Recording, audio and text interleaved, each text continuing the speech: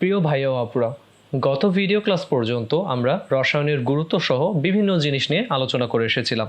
আজকে আমরা রসায়নে আমাদের বিজ্ঞানের যে অনুসন্ধান বা গবেষণার যে প্রক্রিয়াটা রয়েছে সেটা নিয়েও বিস্তারিত আলোচনা করব। আমি তোমাদের সাথে রয়েছি আশিক শাহ। চলো শুরু করা যাক। আমাদের এই দৈনন্দিন জীবনে ব্যবহার করা যে বিজ্ঞান, সেই বিজ্ঞানের লক্ষ্যটা কি? বিজ্ঞানের লক্ষ্যটা হচ্ছে এই মানব জাতির কল্যাণ সাধন করা। আর এই উদ্দেশ্যে বিভিন্ন বিজ্ঞানীরা যেমন Albert Einstein, Newton, Archimedes, Lavoisier, Galileo, Dalton সবাই কি করেছেন? এই মানব জাতির কল্যাণের উদ্দেশ্যে বিজ্ঞানকে ব্যবহার করেছেন, তাই তো? আর তারা কিন্তু অবশ্যই মহান বিজ্ঞানী, এবং বিজ্ঞান বলতে যা বোঝায় তাতে তোমরাও কিন্তু হতে পারো এক একজন বিজ্ঞানী। বিজ্ঞান কি আসলে? বিজ্ঞান হচ্ছে পরীক্ষা নিরীক্ষা এবং পদ্ধতিগতভাবে যে সুসংবদ্ধ জ্ঞান অর্জন হয় সেই জ্ঞানই বিজ্ঞান। আর এই পরীক্ষা নিরীক্ষার মাধ্যমে যখন আমরা কোনো কিছু জানার চেষ্টা করি সেটাই হচ্ছে গবেষণা, এবং যিনি এই গবেষণাটা করেন তিনি হচ্ছে বিজ্ঞানী। তার মানে তুমিও এই পরীক্ষা নিরীক্ষার মাধ্যমে যদি জ্ঞান অন্বেষণ করো তাহলে তুমিও হতে পারবে একজন বিজ্ঞানী। আর সঠিক পদ্ধতিতে, একটু আগে যেটা বলছিলাম, পরীক্ষা নিরীক্ষার মাধ্যমে কোনো কিছু জানার নামটাই হচ্ছে গবেষণা।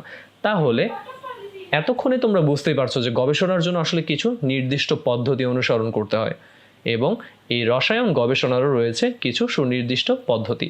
এখন রসায়ন গবেষণার এই পদ্ধতিগুলো তোমাদেরকে আমি ধীরে ধীরে ব্যাখ্যা করে দেখাবো।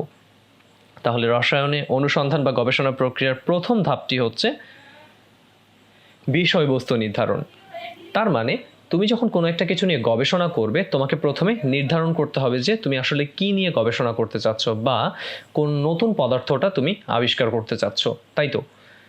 ধরো তুমি জানতে চাচ্ছ, আমি তোমাদের বইয়ের একটি উদাহরণ টানবো, সেটা হচ্ছে তুমি ধরো জানতে চাচ্ছ অ্যামোনিয়াম ক্লোরাইড। এই অ্যামোনিয়াম ক্লোরাইডকে পানিতে যখন আমরা দ্রবীভূত করি, পানিতে দ্রবীভূত করার পরে সেখানে তাপ উৎপাদন হবে নাকি তাপ শোষিত হবে, এই যে তুমি এই টপিকটা নির্ধারণ করলে যে অ্যামোনিয়াম ক্লোরাইডকে পানিতে দ্রবীভূত করলে তাপের উৎপাদন হবে না শোষণ হবে, এটাই হচ্ছে তোমার বিষয়বস্তু নির্ধারণ। এরপরে 2 নম্বরে চলে আসছে বই বা পূর্বের গবেষণাপত্রের সাহায্যে বিষয়বস্তু সম্পর্কে কিছু ধারণা নেওয়া। যেহেতু তুমি একটা নতুন বিষয় নির্ধারণ করেছো, এটা সম্পর্কে তোমাকে জানতে হবে। এই জানার জন্য তুমি কিছু পূর্বে বইপত্র পড়তে পারো, অথবা পূর্বে এই ধরনের অন্য কোনো পরীক্ষা করা হয়েছে বা গবেষণা করা হয়েছে এমন কোনো গবেষণাপত্র বা রিসার্চ পেপার তুমি ইন্টারনেট থেকে বা অন্য কোনোভাবে সংগ্রহ করতে পারো। তাহলে হবে কি, তোমার ফলাফল সম্পর্কে আগে থেকে একটা অনুমান করে নিতে হবে। কীরকম? ধরো তুমি কোনো বই অথবা গবেষণাপত্র, সেখান থেকে ক্যালসিয়াম অক্সাইড পানিতে দ্রবীভূত হলে তাপ সৃষ্টি হয়, এই জিনিসটা জানতে পারলে। এবং এখানে তুমি আর কি জানতে পারবে? তুমি জানতে পারবে যে এই যে ক্যালসিয়াম অক্সাইড পানিতে দ্রবীভূত করার জন্য তুমি আসলে কি কি যন্ত্রপাতি ব্যবহার করছো, কি কি পদ্ধতি ব্যবহার করছো সেগুলো। এই তখনই তুমি 3 নম্বর ধাপে চলে আসো, প্রয়োজনীয় বস্তু এবং পরীক্ষা প্রণালী নির্ধারণ করা। তার মানে তুমি এখন তোমার অ্যামোনিয়াম ক্লোরাইডের এই যে পানিতে দ্রবীভূত করার পরীক্ষাটা, এটার জন্য তোমার কি কি ধরনের যন্ত্রপাতি লাগবে, কি কি রাসায়নিক পদার্থ লাগবে, কি কি ধরনের প্রণালী বা পদ্ধতি তুমি অনুসরণ করবে, সেই সম্পর্কে তুমি একটা ধারণা পাবে, তাই তো? যে তুমি হয়তো আগের মতন ধরে নিলে যে তুমি অ্যামোনিয়াম ক্লোরাইডকে পানিতে দ্রবীভূত করলে আগের মতন, মানে ক্যালসিয়াম অক্সাইডের মতন এখানেও তাপ উৎপন্ন হবে, অর্থাৎ তুমি ফলাফল সম্পর্কে একটা অনুমান করলে। এরপরেই চতুর্থ ধাপটা খুবই গুরুত্বপূর্ণ একটা ধাপ, সেটা হচ্ছে পরীক্ষণ। এই যে 3 নম্বর ধাপে তুমি প্রয়োজনীয় বস্তু যেমন অ্যামোনিয়াম ক্লোরাইড, থার্মোমিটার বা কাচের রড, ব্যালেন্স মানে যেটাকে আমরা নিক্তি বলি, বা খুব সহজ ভাষায় বলতে গেলে দাঁড়িপাল্লা, এই জিনিসগুলো তুমি লাগবে, এগুলো তুমি আগে থেকেই সংগ্রহ করে রাখলে, সেটা 3 নম্বর ধাপ অনুযায়ী। এবার 4 নম্বর ধাপে তোমাকে পরীক্ষা করতে হবে, তাই তো? যখন তোমার পরীক্ষা শুরু হবে তোমাকে পদ্ধতিটাও কিন্তু মাথায় রাখতে হবে, কারণ কি, এই যে অ্যামোনিয়াম ক্লোরাইড এটা তুমি বিকারের পানিতে যোগ করবে, কাচের রড দিয়ে সেটাকে নাড়িয়ে দ্রবীভূত করবে, বা প্রতিবার থার্মোমিটার দিয়ে তোমাকে তাপমাত্রা দেখতে হবে, এই জিনিসটা। তো আমরা ধরে নিলাম যে আমরা প্রায় 250 ml এর কোনো একটা বিকারে, বা আরেকটু বড় বিকারটা সাইজ বড় হবে, কিন্তু আমরা পানি নেব ধরো 250 ml। তো 250 ml পানি নিয়ে একটা থার্মোমিটার সেখানে রেখে দিলাম, ওকে? অর্থাৎ এই ছকটা একটু খেয়াল করো। প্রথমে আমরা কি বিকারে শুধু পানি নিয়েছি, কোনো অ্যামোনিয়াম ক্লোরাইড দেইনি। অ্যামোনিয়াম ক্লোরাইডের পরিমাণটা হচ্ছে 0 গ্রাম, মানে দ্রবীভূত করা হয়নি। এবং তখন দ্রবণের যে তাপমাত্রাটা সেটা ধরো 25 ডিগ্রি সেলসিয়াস। এটা তুমি এরকম খাতায় লিখে রাখবে, একটা ছক করেও লিখতে পারো বা এমনিও লিখতে পারো। এরপরে আমি কি করব, 5 গ্রাম অ্যামোনিয়াম ক্লোরাইড নিক্তির সাহায্যে, মানে একটু আগে যে ব্যালেন্সের কথা বলছিলাম সেই ব্যালেন্সের সাহায্যে মেপে এবার তুমি বিকারে দিয়ে দাও। ঠিক আছে, এবং বিকারে দিয়ে কাঁচদণ্ড দিয়ে সেটাকে নেড়ে নেড়ে অ্যামোনিয়াম ক্লোরাইডটাকে নেড়ে নেড়ে দ্রবীভূত করো। এবার দ্রবীভূত হয়ে যাওয়ার পরপরই তুমি আবার তাপমাত্রাটা মাপো। এবার দেখবে তাপমাত্রাটা ধরো 20 ডিগ্রি সেলসিয়াস। এরপরে ব্যালেন্সের সাহায্যে আরও 5 গ্রাম অ্যাড করো, তাহলে টোটাল তোমার কতটুকু হলো, 10 গ্রাম, তাই তো? তাহলে নতুন করে আরও 5 গ্রাম অ্যাড করার পরে, অর্থাৎ 10 গ্রাম হওয়ার পরে এবার টেম্পারেচারটা ধরো তুমি দেখলে কত, 15 ডিগ্রি সেলসিয়াস। এরপরে তুমি ব্যালেন্স দিয়ে মেপে আরও 5 গ্রাম অ্যাড করলে, অর্থাৎ তোমার মোট অ্যামোনিয়াম ক্লোরাইড হলো 15 গ্রাম। এবার ধরো তুমি টেম্পারেচারটা দেখতে পেলে কত, 10 ডিগ্রি সেলসিয়াস, তাই তো? এবার তোমার কাজটা কি, এই কাজটাকে তুমি তোমার পঞ্চম ধাপে নিয়ে গেলে, যে তুমি তথ্য সংগ্রহ করলে। পরীক্ষাটা চলছে এবং পরীক্ষার পাশাপাশি এই যে তুমি তথ্য সংগ্রহ করলে যে আমি কতটুকু অ্যামোনিয়াম ক্লোরাইড দিলে আমার এখানে তাপমাত্রার কী কী ধরনের পরিবর্তন হচ্ছে। এবার তোমার কাজ হচ্ছে এই তথ্যের বিশ্লেষণ করা এবং তোমাকে একটা আলোচনায় চলে আসা, যেখানে তুমি ফলাফল এবং ফলাফল নিয়ে আলোচনা করবে। তাহলে তথ্যগুলো বিশ্লেষণ করলে তুমি কি দেখলে, অ্যামোনিয়াম ক্লোরাইডের পরিমাণটা যত বাড়ছে তত কি তোমার তাপমাত্রাটা কমে যাচ্ছে, তাই তো? 25 ছিল, তারপর 20, 15, 10 ডিগ্রি সেলসিয়াস। এই থেকে তুমি কি সিদ্ধান্ত গ্রহণ করবে?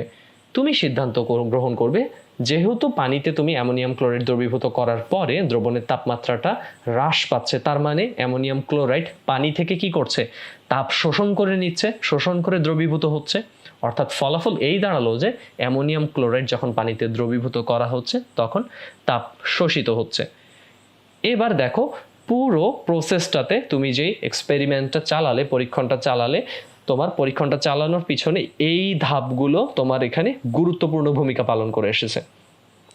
অর্থাৎ তুমি যদি কিছু না জেনেই চতুর্থ ধাপ দিয়ে শুরু করতে, অর্থাৎ তুমি কিছুই জানো না, তুমি বিকার, থার্মোমিটার, অ্যামোনিয়াম ক্লোরাইড নিয়ে পরীক্ষা শুরু করতে গেছো, এখানে তোমার কোনো পূর্বে ধারণা নেই, তুমি জানো না আসলে কখন কোন কাজটা করতে হবে, কোন প্রণালীতে তুমি যাচ্ছ, বা পূর্বে এরকম পরীক্ষা সম্পর্কে তোমার আইডিয়া নেই, তখন কিন্তু তুমি একটা ওখানে কি জগা খিচুড়ি পাকিয়ে ফেলবে। তার মানে তুমি পরীক্ষাটি ঠিক মতন করতে পারবে না এবং তোমার তথ্য সংগ্রহ, বিশ্লেষণ বা ফলাফল আলোচনাটাও কি হবে না, পারফেক্ট হবে না। তাহলে তুমি রসায়নে, শুধুমাত্র রসায়ন না, অন্যান্য যে কোনো বিজ্ঞানের ক্ষেত্রে তোমার এই ধাপগুলো, এই যে অনুসন্ধান বা গবেষণা প্রক্রিয়া ধাপগুলো, এগুলো অনুসরণ করতে হবে। হ্যাঁ, টপিক বা বিষয় ভেদে কখনো কখনো বিষয়গুলো পরিবর্তিত হতে পারে, কিছু নতুন সংযোজন হতে পারে, কিছু বাদ পড়তে পারে, কিন্তু বেসিক জিনিসটা কিন্তু এগুলাই। ওকে, আচ্ছা, এরপরে আমরা পরের টপিকটাতে চলে যাই আজকের ভিডিও ক্লাসের, রসায়ন পরীক্ষাগার ব্যবহারে এবং পরীক্ষাগারে ব্যবহৃত বিভিন্ন রাসায়নিক দ্রব্য ব্যবহারে সতর্কতা গ্রহণ। তাহলে ল্যাবরেটরি, আমরা ল্যাবরেটরি কাকে বলি বা গবেষণাগার কাকে বলি, যেখানে বিজ্ঞানের বিভিন্ন পরীক্ষা নিরীক্ষা এবং গবেষণা করা হচ্ছে তাকে পরীক্ষাগার বা গবেষণাগার বা ল্যাবরেটরি বলা হচ্ছে। আর রসায়নের পরীক্ষা নিরীক্ষা বা গবেষণা যেখানে করা হচ্ছে তাকে বলা হচ্ছে রসায়ন গবেষণাগার বা পরীক্ষাগার, অর্থাৎ কেমিস্ট্রি ল্যাবরেটরি, তাই তো? এবার এই রসায়ন গবেষণাগারে বিভিন্ন ধরনের রাসায়নিক দ্রব্য থাকবে, যেগুলো কোনোটা পরিবেশের জন্য কম বেশি ক্ষতিকর হবে, কোনোটা বিস্ফোরক জাতীয় হতে পারে। ওকে, তাহলে তোমাকে যে কাজটা করতে হবে, তোমাকে জানতে হবে যে কিভাবে তুমি রসায়ন ল্যাবরেটরিতে বিভিন্ন যন্ত্রপাতি বা পাত্র ব্যবহার করবে, বা তোমার এই যে পরীক্ষাগারে বা ল্যাবরেটরিতে ঢোকার শুরু থেকে বের হওয়া পর্যন্ত, শেষ হওয়া পর্যন্ত তোমাকে কি কি সতর্কতামূলক ব্যবস্থা নিতে হবে। অর্থাৎ কেমিস্ট্রি ল্যাবে কাজ করার সময় তোমার গায়ে অ্যাসিড পড়তে পারে, অথবা তোমার পোশাক নষ্ট হয়ে যেতে পারে, অথবা যে কোনো অগ্নিকাণ্ড, বিস্ফোরণ সহ নানা ছোট বড় দুর্ঘটনা ঘটতে পারে। তাহলে এখানে আমরা কতগুলো নিরাপত্তা ব্যবস্থা সম্পর্কে আলোচনা করব। তো প্রথমেই যে নিরাপত্তা ব্যবস্থাটা চলে আসছে, সেই নিরাপত্তা ব্যবস্থাটা হচ্ছে কি, শিক্ষার্থীর নিজের নিরাপত্তা। এখন শিক্ষার্থীর নিজের নিরাপত্তার সাথে কয়েকটা জিনিস প্রত্যক্ষভাবে জড়িত। সেগুলো কি? প্রথমটাই হচ্ছে তার পোশাক। আর পোশাকের কথা বললেই প্রথমে যে জিনিসটা আসে সেটা হচ্ছে অ্যাপ্রন, তাই তো? তাহলে তোমার কেমিস্ট্রি ল্যাবে ব্যবহৃত অ্যাপ্রন কীরকম হতে হবে? শরীরকে রক্ষা করতে পরতে হবে নিরাপদ পোশাক বা অ্যাপ্রন। রসায়ন গবেষণাগারে ব্যবহৃত অ্যাপ্রনের হাতা হবে হাতের কবজি পর্যন্ত, আর লম্বায় হবে হাঁটুর নিচ পর্যন্ত। আর কি বলা আছে? এটি হয় সাদা রঙের। এছাড়াও আরও কিছু কথা ভাইয়া পাশাপাশি বলে রাখি যেগুলো তোমাদের জন্য খুবই গুরুত্বপূর্ণ। এই টপিকটা শুধু থিওরিটিক্যাল আলোচনার জন্যই নয়, বরং প্র্যাকটিক্যালি তোমাকে অনেক বেশি হেল্প করবে কেমিস্ট্রি ল্যাবে। তুমি সিনথেটিক অ্যাপ্রন না পরে সুতি কাপড়ের অ্যাপ্রন পরার চেষ্টা করবে, কারণ কখনো যদি আগুন লেগেও যায় সেক্ষেত্রে সিনথেটিক অ্যাপ্রন দ্বারা ত্বকের অধিক ক্ষতি হতে পারে। বোতামের পরিবর্তে ফিতাযুক্ত অ্যাপ্রন পরিধান করাটাই শ্রেয়, কারণ আগুন লেগে গেলে দ্রুত সেটি খুলে ফেলা যাবে। আর নিরাপদ পোশাক বিবেচনার ক্ষেত্রে যা যা করা যাবে না তার মধ্যে অন্যতম কিছু জিনিস আমি বলে রাখি, যে অ্যাপ্রন ছাড়া কিন্তু কখনোই আমরা পরীক্ষাগারে যাব না বা কোনো পরীক্ষণ সম্পাদন করব না। এতে করে তোমার ত্বকের বা তোমার পরিহিত যে স্কুল ড্রেস সেটা নষ্ট হতে পারে। ওকে, জুতা না পরে স্যান্ডেল পরে কখনো গবেষণাগারে আমরা কাজ করব না। কখনো মূল্যবান অলংকার আদি পরিধান করে কাজ করবে না তোমরা। আর মেয়েদের ক্ষেত্রে মাথার চুল যদি বড় হয় তাহলে তা বেঁধে কাজ করার জন্য অনুরোধ করা রইল। আর উঁচু হাই হিল কখনোই পরিধান করবে না, কারণ এই অ্যাপ্রনটা পরীক্ষার্থীর ত্বক, কাপড় চোপড়কে আগুন বা বিভিন্ন ধরনের অ্যাসিড বা ক্ষয়কারী রাসায়নিক উপাদান থেকে তোমাকে রক্ষা করবে। আর যদি তুমি স্যান্ডেল পরে যাও সেক্ষেত্রে কি হবে? পায়ের উন্মুক্ত স্থানে অ্যাসিড বা ক্ষতিকর রাসায়নিক দ্রব্য পড়ে সেখানে পায়ের ক্ষতি করতে পারে। এরপরই চলে আসছে নিরাপত্তা চশমা বা সেফটি গগলস। চোখকে রক্ষা করার জন্য এই সেফটি গগলস ব্যবহার করা হয়ে থাকে। তাহলে যে কোনো কেমিস্ট্রি ল্যাবে বিভিন্ন পরীক্ষায় বিভিন্ন ধরনের গ্যাসীয় উপাদান, অ্যাসিড, বাষ্প বা প্রদাহ সৃষ্টিকারী উপাদান ইত্যাদির হাত থেকে চোখকে যখন সুরক্ষা করার প্রয়োজন পড়বে তখন এই সেফটি গগলসটা পড়তে লাগবে। এক্ষেত্রে সঠিক মাপের চশমা পরাটা শ্রেয়, কারণ ঢিলেঢালা চশমা পরলে তা খুলে যেতে পারে বা চোখের আশেপাশের মুক্ত অঞ্চলগুলো দিয়ে কি গ্যাসীয় উপাদান বা ক্ষতিকর রাসায়নিক দ্রব্য চোখের ক্ষতি সাধন করতে পারে। এরপরে আমরা চলে আসছি গ্লাভস, হ্যান্ড গ্লাভস। হাতকে সুরক্ষা দেওয়ার জন্য এই হ্যান্ড গ্লাভসটা ব্যবহার করা হয়। রসায়ন গবেষণাগারে বা কেমিস্ট্রি ল্যাবে আমরা কি করি? প্রায় প্রতিটি রাসায়নিক দ্রব্যেরই কিছু না কিছু ক্ষতিকর প্রভাব রয়েছে। এই কারণে আমরা সরাসরি খালি হাত দিয়ে কোনো রাসায়নিক দ্রব্য স্পর্শ করব না, এবং কাজ করার সময় সবসময় গ্লাভস পরিধান করতে হবে, কারণ গ্লাভস পরিধান করলে ক্ষয়কারী উপাদান বা ক্ষয়কারী পদার্থ, প্রদাহ সৃষ্টিকারী পদার্থ ইত্যাদির সংস্পর্শ থেকে তোমার হাতকে সুরক্ষিত করা যাবে। আর এখানে গ্লাভস ব্যবহারের ক্ষেত্রে বিভিন্ন ধরনের গ্লাভস রয়েছে, যেমন পিভিসি গ্লাভস রয়েছে, যেটা কি করে মৃদু ক্ষয়কারী পদার্থ বা প্রদাহ সৃষ্টিকারী পদার্থ ব্যবহারের সময় ব্যবহার করতে হয়। জিটেক্স গ্লাভস রয়েছে, যেটা জ্বলন্ত বস্তু নিয়ে কাজ করার সময় ব্যবহার করতে হয়। ল্যাটেক্স গ্লাভস রয়েছে, যেটা ক্ষতিকর প্রদাহ সৃষ্টিকারী বা সংক্রামক পদার্থ ব্যবহারের সময় ব্যবহার করতে হয়। সুতি কিছু গ্লাভস রয়েছে, সাধারণ কাজকর্ম, ধরো যন্ত্রপাতি সংরক্ষণ বা মোছার সময় এই কাজগুলো করা হয়। এই যে বিভিন্ন ধরনের গ্লাভসগুলো, এগুলো তোমাকে তুমি যখন কেমিস্ট্রি ল্যাবে কাজ করবে বিভিন্ন ধরনের ক্ষতিকর পদার্থ থেকে বা প্রদাহ সৃষ্টিকারী পদার্থ থেকে তোমাকে সুরক্ষা প্রদান করলো। এরপরই চলে আসছে নাককে সুরক্ষা দেওয়ার জন্য ব্যবহৃত মাস্ক। কেমিস্ট্রি ল্যাবে বিভিন্ন পরীক্ষায় কি হতে পারে? বিষাক্ত ধোঁয়া নিঃসৃত হতে পারে, যে কোনো উদ্বায়ী ক্ষতিকর পদার্থের বাষ্প বা অ্যাসিড বাষ্প আমাদের নাসারন্ধ্রের মধ্যে দিয়ে শরীরে প্রবেশ করতে পারে। তাহলে আমরা মাস্ক ব্যবহার করব। এই মাস্ক ব্যবহার করলে এই পদার্থগুলো কি আর প্রবেশ করতে পারবে না। যেমন কেমিস্ট্রি ল্যাবে বিভিন্ন ধরনের গ্যাস, যেমন সালফার ডাইঅক্সাইড, নাইট্রোজেন ডাইঅক্সাইড, বা ধরো ক্লোরিন, হাইড্রোজেন, সালফাইড, অ্যামোনিয়া ইত্যাদি গ্যাস কিন্তু আমাদের শ্বসনতন্ত্রের রোগ সৃষ্টি করে। যেমন গাঢ় অ্যাসিড বা জারক পদার্থ, নিরোধক পদার্থগুলো বা ধোঁয়া নিঃসরণকারী পদার্থ যখন নিয়ে আমরা কাজ করব বা পরীক্ষা করব, তখন কিন্তু পরীক্ষার্থীদের যে নিরাপত্তা ঝুঁকিটা সেটা ইম্পর্টেন্ট। কীরকম? তোমার এই ধরনের পদার্থগুলো তোমার রন্ধ্রে প্রবেশ করে মাথা ব্যথা, বমি বমি ভাব বা শ্বাসতন্ত্রের প্রবাহ, এমনকি চোখের জ্বালা পোড়া বা জ্ঞান হারানো সহ বিভিন্ন ঘটনা ঘটতে পারে। তাহলে তোমাকেই খেয়াল রাখতে হবে যে এই সুরক্ষা নিয়ে তুমি ল্যাবে প্রবেশ করছো কিনা। আর আমাদেরকে সব সময় খেয়াল করতে হবে শুধুমাত্র নিজের নিরাপত্তাই কিন্তু নয়, এর পাশাপাশি তোমাকে তোমার সহপাঠীর নিরাপত্তাটাকেও নিশ্চিত করতে হবে। কীরকম? যেমন তুমি কাজ করছো যখন, তখন তোমার পাশে যে সহপাঠীটি রয়েছে তাকে জানাতে হবে তুমি মূলত কী নিয়ে কাজ করছো। অথবা টেস্ট টিউবে যখন কোনো কিছু উত্তপ্ত করছো, টেস্ট টিউবের খোলা প্রান্তটা তোমার সহপাঠীর দিকে রাখা যাবে না, সেটা একটা নিরাপদ দিকে রাখতে হবে। এই জিনিসগুলো অবশ্যই খেয়াল রাখবে। বা কোনো একটা তোমার রাসায়নিক বিক্রিয়ার শব্দ উৎপন্ন হতে পারে, সেটা তুমি আগে থেকেই তোমার সহপাঠীকে জানিয়ে রাখবে। এছাড়াও তোমাকে যন্ত্রপাতির নিরাপত্তাগুলো নিশ্চিত করতে হবে। যন্ত্রপাতির নিরাপত্তা কীরকম? গ্লাস সামগ্রী যেগুলো ব্যবহার করবো সেগুলো দ্রুত পরিষ্কার করে ফেলতে হবে। তারপরে ধারালো সূচালো যন্ত্রগুলো ব্যবহার করার সময় বিশেষ সতর্কতা অবলম্বন করতে হবে। ঠিক আছে? আর কি, ল্যাবের নিরাপত্তার ক্ষেত্রে খেয়াল রাখতে হবে। ল্যাবের বৈদ্যুতিক সামগ্রীগুলো ব্যবহারের পরে তোমাকে সুইচ বন্ধ করতে হবে। মেয়াদোত্তীর্ণ রাসায়নিক দ্রব্যগুলো তুমি সংরক্ষণ করবে না, বা পরস্পর বিক্রিয়া করে এমন দ্রব্যগুলো তুমি পাশাপাশি রাখবে না। এবং খেয়াল রাখতে হবে ল্যাবে যাতে পর্যাপ্ত বাতাসের চলাচল থাকে। এবং দুর্ঘটনা প্রতিরোধ যে সামগ্রীগুলো থাকে, ধরো আমাদের মেডিসিন বক্স যেটা, ঠিক আছে, প্রাথমিক যে চিকিৎসা বাক্সটা বা অগ্নি নির্বাপক যন্ত্র বা ফায়ার এক্সটিংগুইশার স্প্রে, এগুলো খেয়াল রাখতে হবে।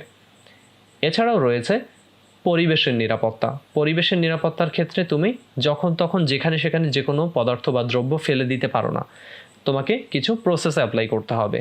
যেমন তুমি অ্যাসিড ডিরেক্ট বেসিনে ফেলে দিলে কিন্তু সমস্যা, কারণ বেসিনের পাইপটা গলে যেতে পারে, সেই পাইপ গলে অ্যাসিড তোমার পায়ে পড়তে পারে, তোমার জুতা গলে গিয়ে তোমার পায়ে প্রদাহের সৃষ্টি করতে পারে।